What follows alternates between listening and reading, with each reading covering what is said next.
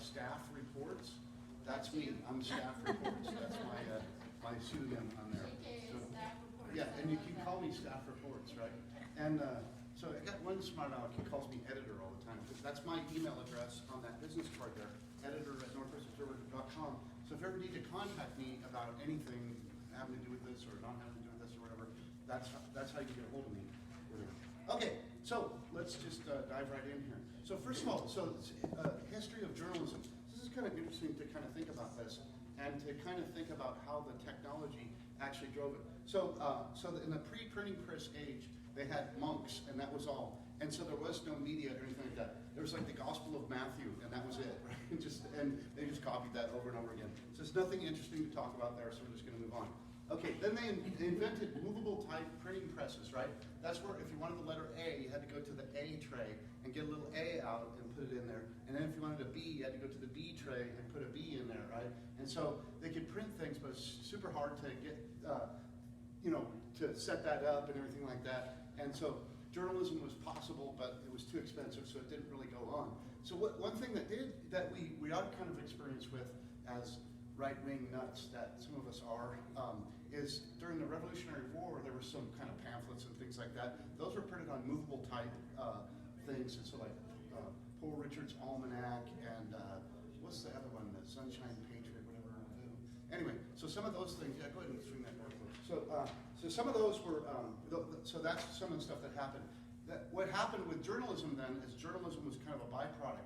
If I owned a printing press, a movable type printing press, I made some money printing menus for the Grub and Pub down the street there, and I used that wealth to actually get my political opinions out. So there was a little bit of journalism that went on. Then the invention of the rotary press, those are the big drums that put out the big things, when you see the stop the presses kind of thing. That was the large scale, and that notable is that was the only time in the history of journalism that people actually made money on journalism there. So there's a guy, William Randolph Hearst, who owned a bunch of newspapers. You ever heard of him? I know you may have heard of his daughter. His daughter's kind of more famous than him. You know the daughter, Patty Hearst, right? Yes. Patty Hearst was kidnapped by the Symbionese Liberation Army and robbed banks.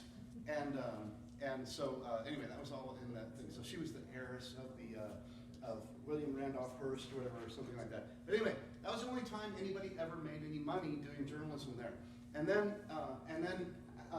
radio and TV killed that because radio and TV was easier to produce and faster, more responsive, and everything like that. And then the internet actually caused a resurgence of actual journalism because it made possible of the production of news on a cheap scale, and so that's what I do. So I run a newspaper.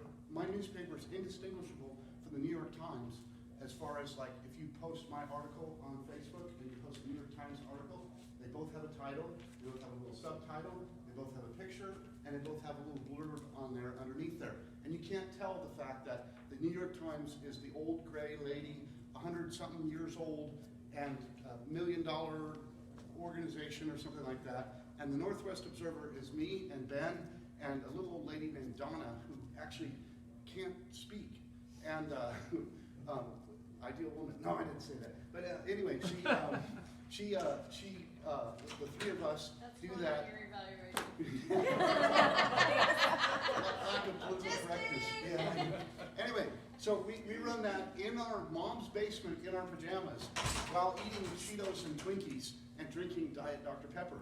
So anyway, so that has caused a resurgence in journalism, so that's a good thing.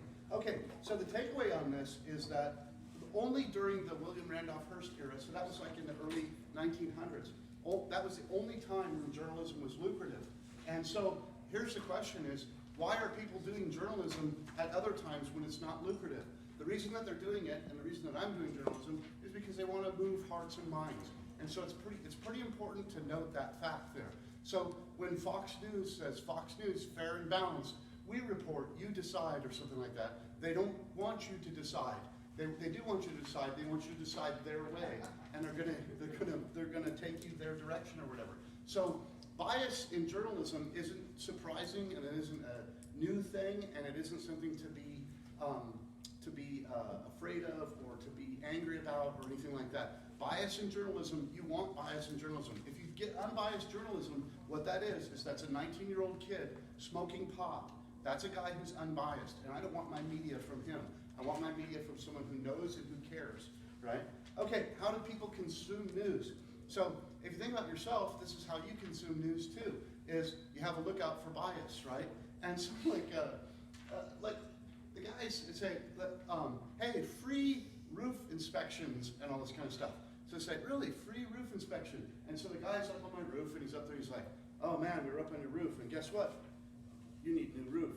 And he said, guess what? We do roofs, whatever, something like that. So there's bias, and you expect bias, right? It's not unexpected or anything like that, and so you have to have a filter for that. So people do. Okay, now there's a technical term in here in the how people consume news section there that I need to explain, and it's the technical term is Seahawks fans. So I know some people are actual Seahawks fans here, and I don't want to impugn the Seahawks or anything like that. If you like the Seahawks, that's fine. But here's what the deal is, okay? In the state of Oregon, 30% of the people are registered Republicans, and 40% of the people are registered Democrats, and 30% are registered something else. They're libertarians, or most of them are non-affiliated voters, and there's a few other little fringe parties, Pacific Green Party and Independent Party and stuff like that, whatever, all that. So that's 30, 40, and then 30, right, in the middle there. Does that add up? That adds up to 100, right? Okay, so anyway, so that's the voter registration. If you go get the voter file from the Secretary of State, that's what you get. That's not true. That's not the actual fact here. Here's the actual fact. 3% of the people in the state of Oregon are Republicans, and 4% are Democrats, and 93% are Seahawk fans, right? Does everybody get that? Seahawk fans are people who care more about the refs blew the call in Sunday's game than they care about who's governor of the state of Oregon. You know how you tell if you're a Seahawks fan? This is how. Is when you get your ballot in the mailbox there, what kind of emotional reaction do you have? And there's two kind of possible emotional reactions. It's a little bit of like shades of gray in between. There's two possible emotional reactions. One possible emotional reaction is, oh cool, I got my ballot in the mail. I get to see who's running for office and I get to vote, and that's cool, everything like that. The other possible emotional reaction is, oh crap, I got my ballot in the mail and I need to figure out who these people are, and I have to do my civic duty, and I just hate this when it happens every 2 years or something like that. So those people are Seahawk fans, right? None of you guys ever have that emotional reaction, do you? You guys are in the first class. You get your ballot and you're like, oh cool, I got my ballot, right? Anyway, yeah, right. These guys are influencers here, right here. Watch out for them. Yeah. Okay, so bias isn't something that's weird or unexpected or anything like that. You just have to know it and you have to deal with it, and you have to try to sniff it out as best you can, and whatever. And so it's not a big deal. Let's see. So how newsworthy entities, and a newsworthy entity is usually a government or an elected official. Those are people who produce consumable news, right? And they don't produce news; they create the news by what they do or whatever. Occasionally, non-governmental entities will produce news. Nike will come out with a new shoe or something like that, or an asteroid will hit the city of Redmond or something like that. But these are like non-governmental things that can happen here. But most of the time, it's government that's producing news there. So how do they produce news there? They put out press releases. So a press release is just a pre-written story that they're hoping that the guys in the media will just gobble up and just print whole cloth or whatever. And we do a lot of that at the Northwest Observer. So, but I'm going to talk about that in a minute, because sometimes we don't print it whole cloth or whatever. So anyway, so the best written press releases are the ones that could be news articles there. So a news article, what happens in news? What's news? Let's talk about what's news. News is the act of journalism is exposing a source, right? You have a source, and you say, I read the source, and I distill it down, and I give it to the consumer in a consumable way, or something like that. What's a source? So I'm going to skip ahead a little bit. On the top of page 2, on the back there, is I have examples of sources. So a source is just something, is a document or a statement or an event or an eyewitness account or something like that of something that happened, right, or whatever. The government puts out a document, the legislature has a hearing for a bill or something like that. So that's what a source is. And journalism is just taking that source and presenting it to the consumer, right? So it's pretty simple there. Now, you can present that in a couple of different ways. That's where the bias comes in. So you can't use loaded adjectives or something like that, like the incompetent Kate Brown, or whatever, or the incompetent Tina Kotek. I still have Kate Brown in my speech there. I got a Tina Kotek-ized my speech or whatever. But anyway, the incompetent Tina Kotek, so you can't do that. That's not journalism there. That's too much editorializing or anything like that. If you want, you could say, a former state representative who asked not to be named described the incompetent Kate Brown as blah, blah, blah, blah, blah, right? See what I did there? Did you see what I just did there? So that's a fact. That's a fact there. So that's what journalists do, is they go find facts, they collect all these facts, and they present them to you, whatever. Now, this is how it works here. So there's all these facts laying on the ground here, right? And they're all true. They're all just facts, right? So here I am. I'm your friendly neighborhood journalist. And I pick up this fact, and I say, here's a fact. It fits my agenda. Here's another fact. Doesn't fit my agenda. Here's another fact. Doesn't fit my agenda. Oh, here's a fact. Fits my agenda. And then all the facts that fit my agenda, I present them to you. And you look at me and you say, Nearman, you're biased. And I say, biased? Me? Moi? Biased? No, I'm not biased. Which one of these facts aren't true? You're a right-wing kook. Leave me. And so anyway, that's how journalism works. You got a question in the back there? No, sir. I was just scratching my head. Okay, good. Because you found what he was saying perplexing? Is that it? Just kidding. Bill Dewey was yawning earlier. I was going to try to make a thing out of that. You outed me, dude. All right. Anyway, okay. So now I flipped back to the first page here at the very bottom there. So how the media produces content. So it's exposition with source. So I actually started to do that. There's many sources, whatever, and so breadcrumbs. We have the concept of breadcrumbs here too.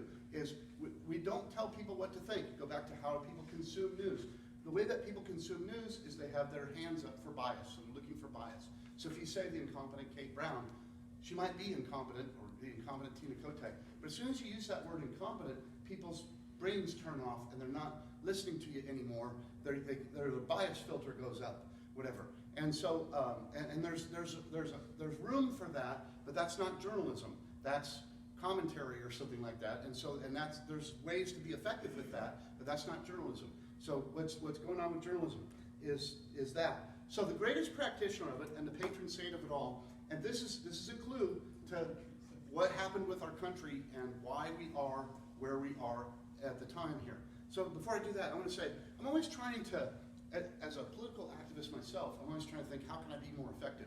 And there's not really any wrong answers to the question, but there's better answers to the question than some, right? So there are a few wrong answers to the question, like the David Duke fundraiser, wrong answer to the question. Let's just not do that. We're not doing that, right? But you say, so there's lots of things we can do. So one thing we can do is we can go have a rally at the Capitol or something like that. That's a good thing. That's not hurting anything.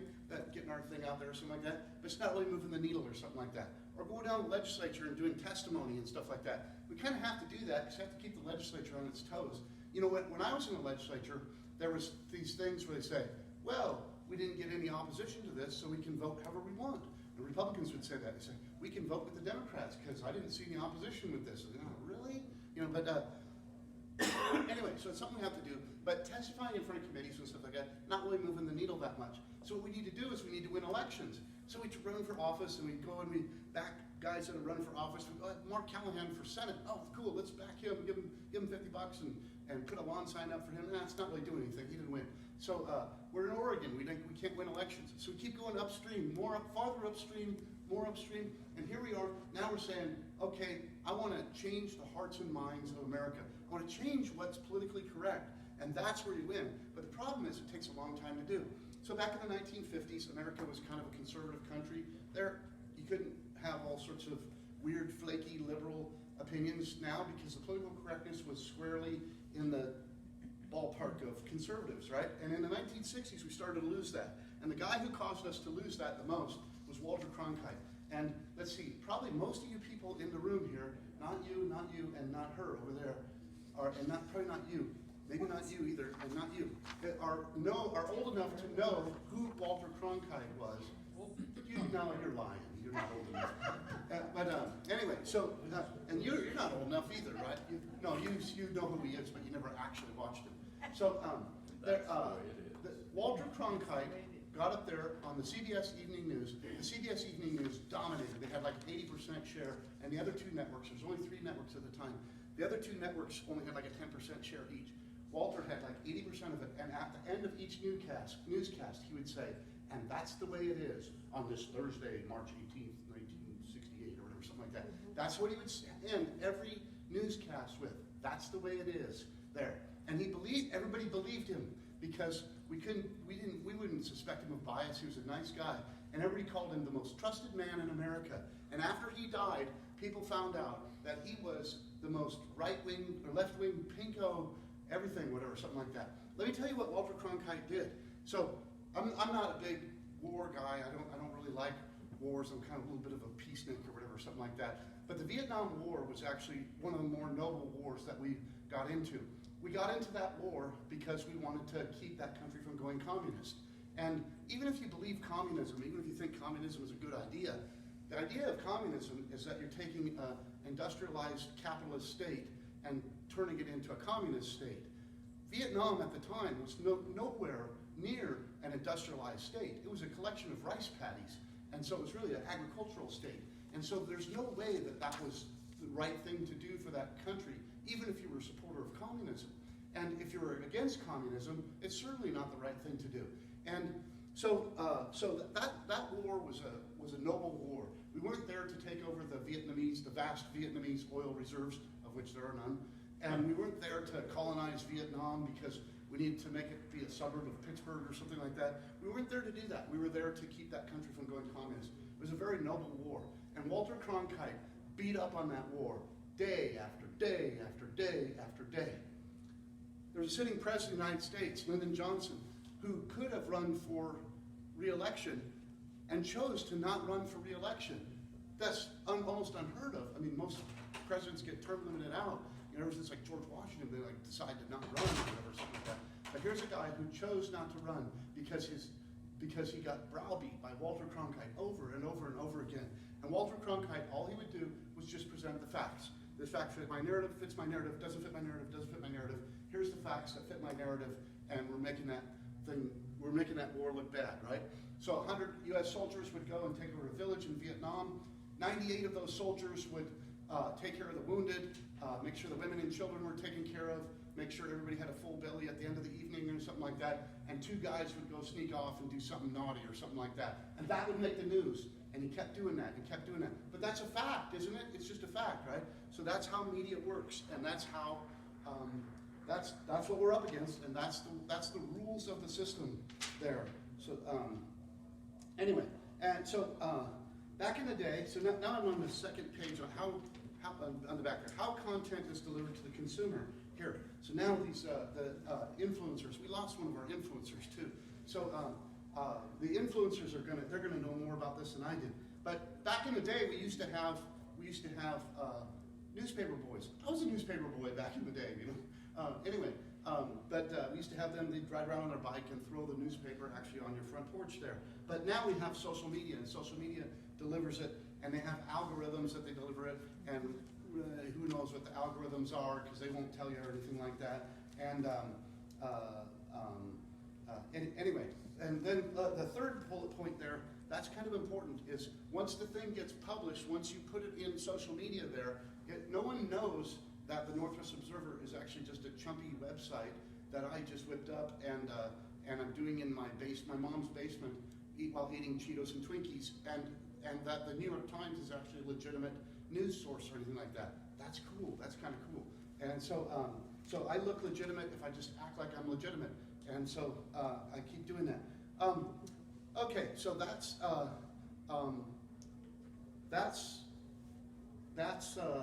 kind of the environment that we're in. So then, how does this fit into political activism? Okay, well, I already said like different activities are more effective than others, and so this was this thing I said about we want to get as far upstream as we can, and that's what. So that we influence the political correctness. That's the hard thing to do. It's what I want to do, what I really want to do, is I want to put out an article tomorrow that says Tina Kotek is an idiot and whatever, and let's get rid of her or something like that. And I want everybody, all 4.3 million people in the state of Oregon, to just believe me and to just run like lemmings off the cliff with me, whatever. That's not going to happen. The only way to get people to believe you is to put the facts in front of them, put the breadcrumbs in front of them, put the breadcrumbs up there, all the breadcrumbs, and then don't put the last breadcrumb there, because they need to put that. They need to do that last breadcrumb themselves, so that they think that they came to that conclusion.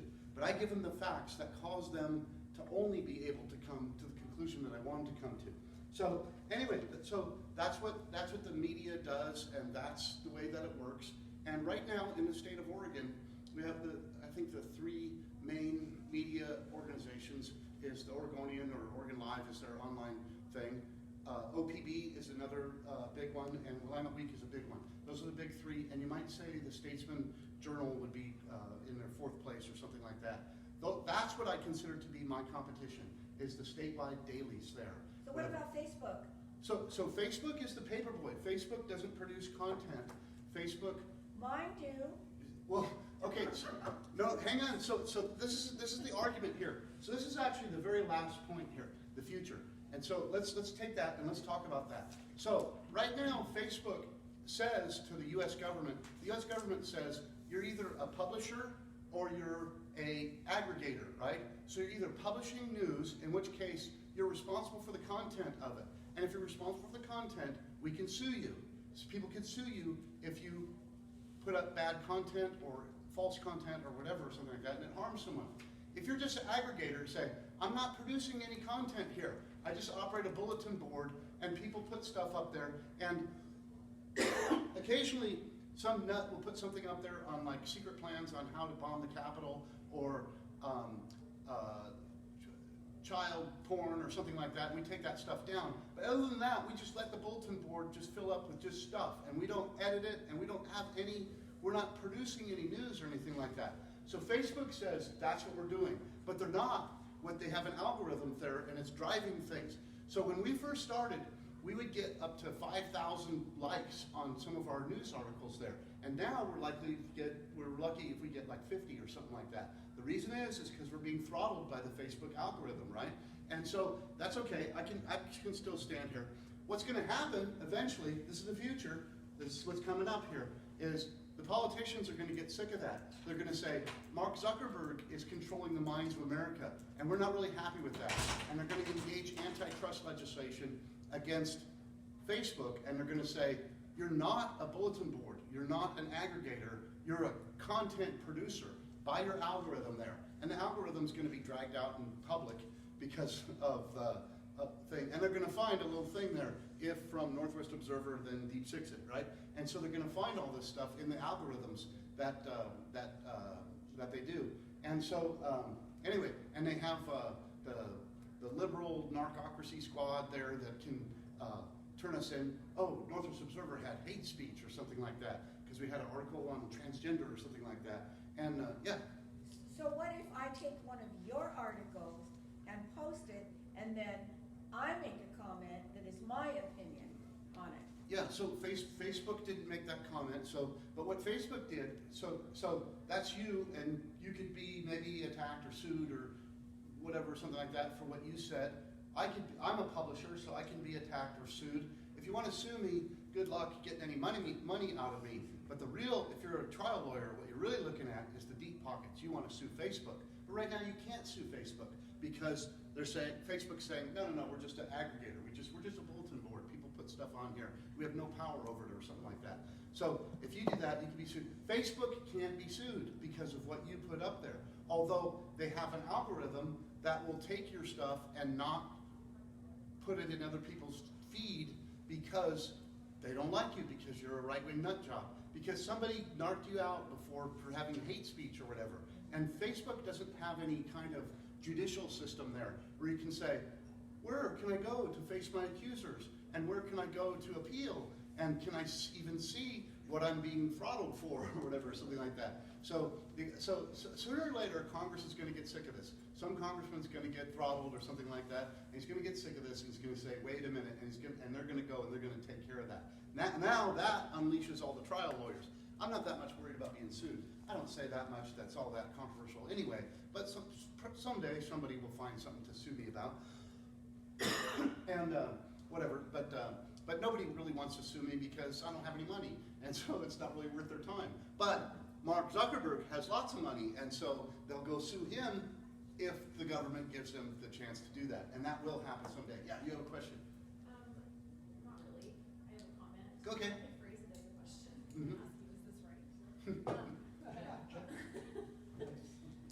Is it possible? Well, I think that Facebook is likely to become obsolete before any of this happens as a news source. Like, I'm just saying that. So I think that's the possibility, is that people just go there for, pictures of family and puppies, and so they're no longer drawing people who are looking for.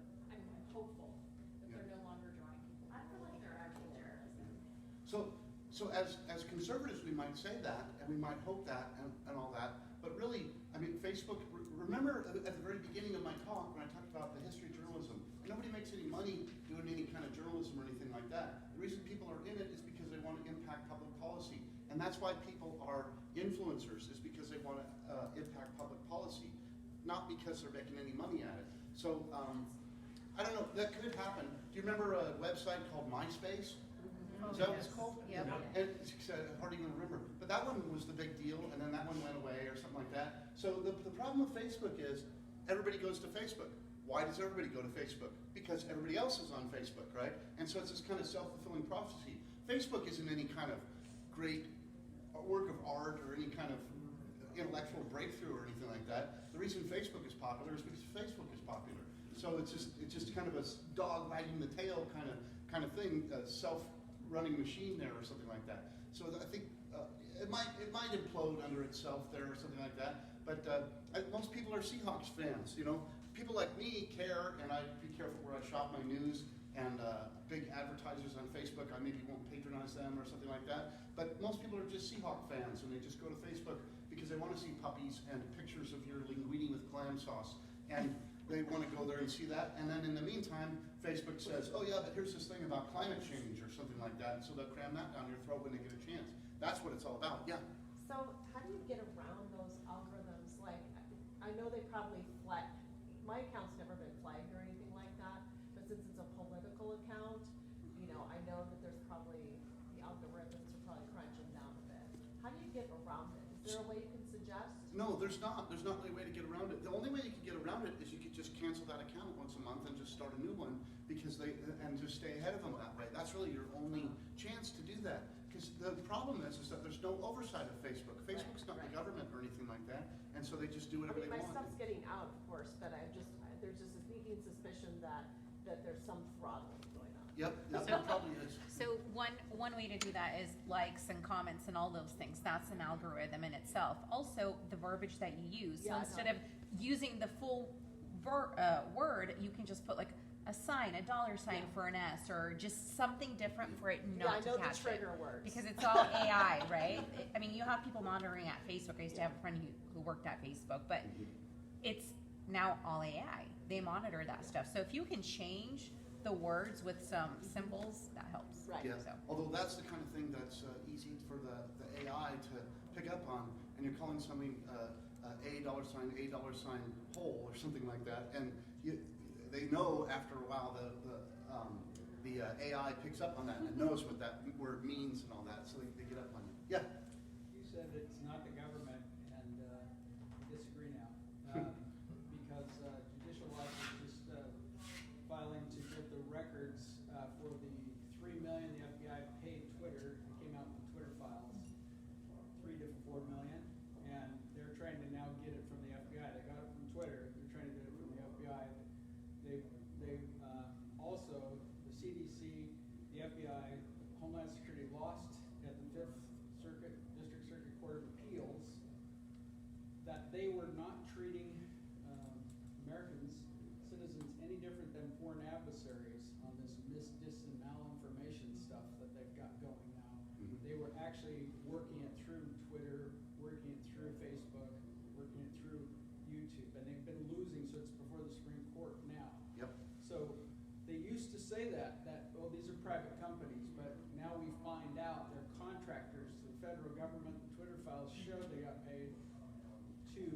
suppression the federal government asked them to do. There you go. So I just want to point that out. Yep, and I'm aware of that too, and that's a good thing when that's happening. That means that the grayness of are they the government or not, and as a contractor, then they kind of grayly are the government or whatever. So that's a good thing. That what's going to happen in the future is all this wall stuff's going to be torn down. So as a software guy, I have a solution to the problem. So all posts are kind of the same. It's a title, it's a picture, and it's a blurb kind of thing. There's a few other things in there or something like that. But all posts are kind of the same. So what if all posts just went into kind of a public database there, and then each company, Facebook or Twitter or whatever, something like that, could write their own algorithm to go harvest those off of that public database there and present them according to whatever algorithm they want. So you can have the conservative site and the liberal site and the NASCAR site and the we're not going to do any filtering whatsoever site, or here's your little settings tab in your profile and you can set up your own algorithm to filter it the way you want or something like that. I wonder who's going to win on that, right? And so that's the way to really solve it, is to separate the content from the presentation, the content from the algorithm and the presentation. Right now, Facebook's the biggest monkey in the cage right now. I mean, thank goodness for Elon Musk, because he's kind of doing some of that kind of breaking through some of that kind of stuff. But and Elon Musk he's not really one of us. He's not a right winger or anything like that. He's just a guy who just thinks, things are a little bit unfair in the universe. And I have billions of dollars, so I'm going to buy Twitter and expose all that crap, right? And so, but Facebook is really the big gorilla in the garage there. So that's the one that needs to fall. Pretty soon, that's going to fall, and that means that organizations like the Northwest Observer are going to get a fair crack at the hearts and minds of Oregonians, and that's going to be a good thing, because I think I can take on Oregon Live and OPB and all that. So anyway, so that's yeah. Okay, so actually, Telegram does the categorizing in the different Where you can platforms. create your own filter of how you Well, I mean, each category, like one will be for Washington County Yeah. PCPs, Mhm. and one will be for another topic, Yep. you know, and so it already is categorized. Yep, and so I you find can- with Facebook, if I put a video on with no comment from me, or an article, say from Northwest Observer, and I'll put it on, I'll post it, and I won't say anything until it's approved. Once it's approved, I go back in and edit it. Oh, yeah. Then I put my comment, and then before it gets taken down, then that's when I share it. Oh, yeah. And well, my comment's in there and the article is in there. Yep. Sometimes if I put my comment with the article, they'll gray it out, let's say. You're clever, and I like that. I like the cleverness, and I like the awareness of what's going on and all that kind of stuff. So that's very good. So yeah, you had a question. Well, haven't we given the insight into why they all of a sudden started reporting against left-wing people in our country? I get the same thing from By the way, I sent them a thank you letter, email. Yeah, so Nigel Jaquist is one of those who will do things that are kind of that pick on the lefties or something like that. And I think for them, I think that's just shtick. You know, I think Nigel Jaquist is just interested in presenting news. He's not really interested. He's not really a political guy or whatever, something like that. And somehow the editorial people at Willamette Week let that go. I think Willamette Week on the whole is still a leftist news organization, and I think they probably take pride in the fact that they're not exclusively so. It's like they kind of wear they let enough right-wingery stuff go on so that they can say, oh yeah, we're not leftists, look at this, we just did this or whatever, something. I'd like to see their content in the run-up to a general election now. Because do you remember when Dennis Richardson was running against John Kitzhaber for governor? And do you remember how all the media, including Willamette Week, just covered that up, all the stuff that John Kitzhaber was doing with his girlfriend, whatever, all that kind of stuff. They covered that stuff up, they scuttled that stuff, and the minute he was sworn in, and they said, wait a minute, we can cut this guy loose, we can send this guy, are you giving me the hook? Not yet, but go ahead and start wrapping it up. All right, he's giving me the hook here pretty soon. So, Anyway, they said, hey, we can cut this guy loose and we can get our buddy Kate Brown as governor. How about that? Not some guy, John Kitzhaber, who actually can work with Republicans and everything like that. We can get Kate Brown. And so they did that. So I wonder if they're saying, look, right now it's not really political season. We can let go of the hearts and minds thing a little bit, and we can do a little bit of conservative stuff, pick on some liberals here and there, get our credentialing up, and then later come back and get the hearts and minds So thing. they have a serious political agenda. Yeah. Yeah. I knew the Oregon whistleblower in that situation. Oh, yeah. He was a Democrat, and he was a gay man, and they hounded him for a year after, we're not gonna do anything to him. Somebody investigated his house, but they did not investigate the governor. Only the ethics board issued a violation against the governor. And far bigger than his girlfriend was DHS and Cover Oregon. He put a non-paid operative in charge of a government operation who was running it. And his emails showed that she was the evil princess, and that was their term they used back and forth. That's a much bigger issue. And his girlfriend was one, but people only talk about that. They don't realize that $300 Was that Patricia million McKay? fiasco. Was that McKay? That was I forget her name, but I forget her name right now. But that $300 million fiasco Yep. was led by his operative, who wasn't paid, who didn't have an official position, who was making the calls. Oh, yeah. That's interesting. So Much bigger. Yeah, Yeah. that's interesting. So they did enough to get rid of John Kitzhaber. They didn't want to tarnish the whole Oregon Health Authority because at the time, the socialization of medicine in Oregon was super important to them. So they didn't want to do anything to jeopardize that. So, yeah. So I want to conclude here, and I'll be around for a little bit, and so I can talk to you. But if anybody is interested in being a reporter for the Northwest Observer, I have opportunities for you, and so you want to make sure you come and see that. We have what we call staff meetings, which we have at the Broadway Coffee House in Salem.